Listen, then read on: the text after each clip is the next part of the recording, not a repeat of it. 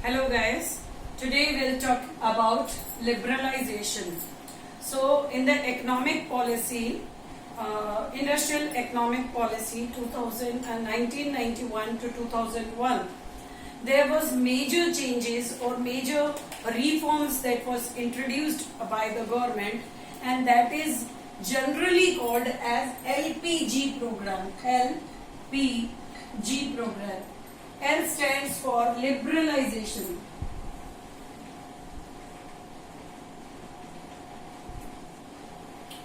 P stands for privatization.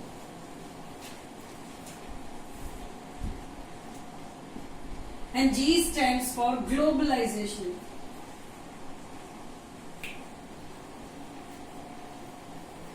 So this program is called as LPG program, which is called liberalization, privatization and globalization. These are the basic reforms that was done in the existing economic structure of India.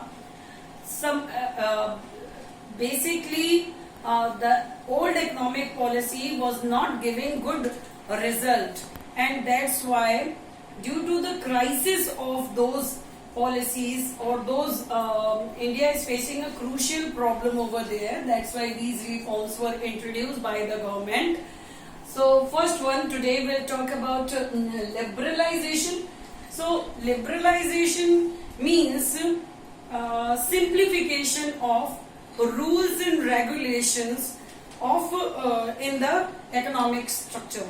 Rules and regulations means, or we can here also one definition is mentioned: economic reforms aim of liberalizing Indian business industry from unnecessary control and restriction.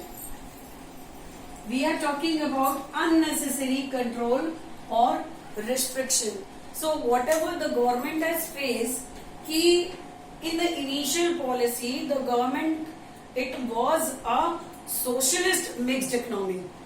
The earlier our economy, but what is going on, government is having so many industries in their hands. So government has given those industries to private hands, and now the government is having only 4 industries in their hands. So this unnecessary control on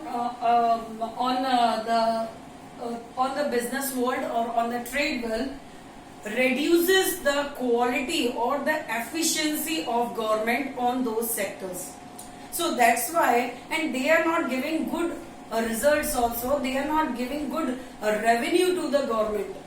So due to that complexities, government has adapted liberalization.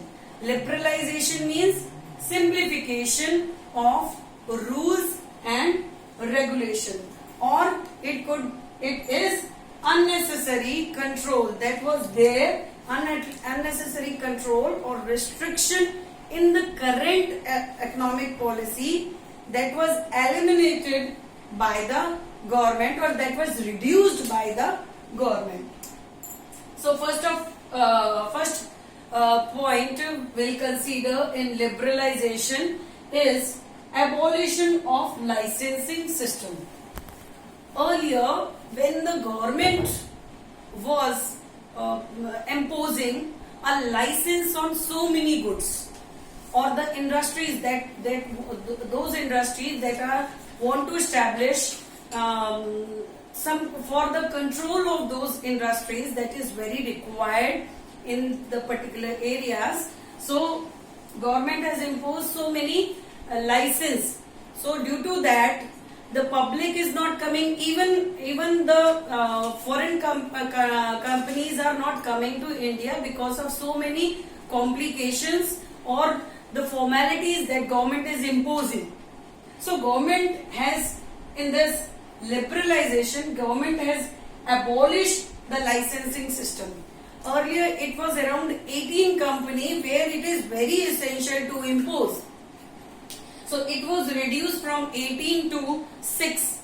Now those industries that are very hazardous or where it is essential to impose licensing system, only that sector has been left over by the government, and rest is on the rest of industry the licensing system was completely abolished by the government.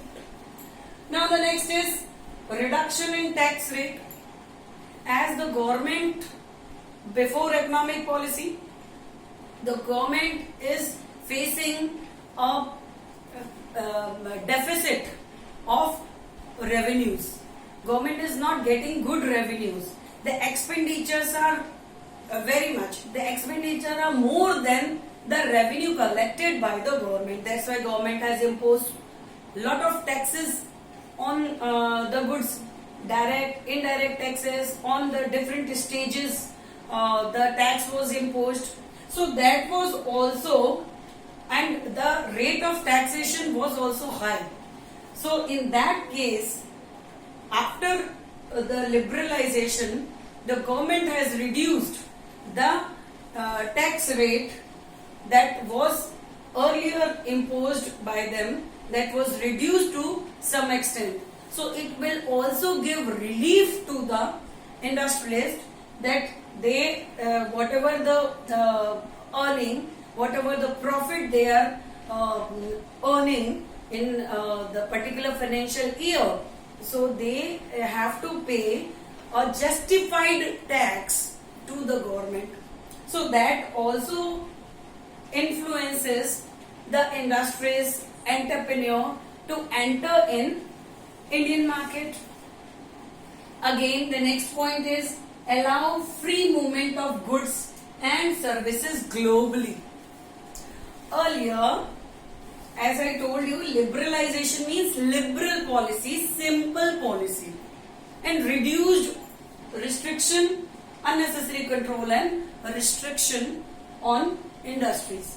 So here also this benefit was there, कि goods and services which has to be exported to some other countries, so there they have to follow so many procedure and documentation. They have to follow so many formalities, and it is very complex job. So that was minimized and simplified. That was simplified. So now the movement of goods and services globally is possible due to liberalization, due to new economic policy. Then rationalization in tariff structure. So tariff मतलब क्या होता है? Tariff मतलब होता है कि some kind of excise duty, custom duty, some other kind of charges, bill of loading, so all this was imposed by the government.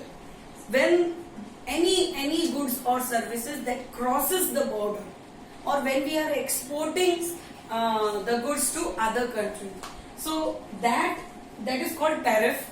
So around 20 to 25 tariff was imposed by the government on when we are exporting or importing the goods. So in that case also government has reduced the tariff structure, and only the rational means logical, only the logical tariff or taxation that was imposed by the government. This also makes the trading convenient, and lot of industrialists coming from the foreign country, or even Indian traders also giving taking this benefit and exporting their goods, and that was a boom. Then there is a great increase in the export of commodity from India itself. Okay, now the next is gave freedom to decide the scale of a business and deciding about the price of a product. Earlier, the scale of a business, that has to be, you have to, whatever your planning is to establish a business, you have to prior take the consent of government first. So what is your capital investment, where you want to open your industry or factory, and so that kind of, and you have to justify the government why you want to establish the industry over there, capital subscription, everything. So that freedom is given after liberalization. So freedom is given for deciding the scale of a business. It could be small scale, it could be large scale, or it could be, earlier it was decided by the government itself, or government is advising the entrepreneur ki they have to go in this and this field. And price of all the product, so MRP, that will be decided by the government itself earlier, but now the freedom was given to the industrialist.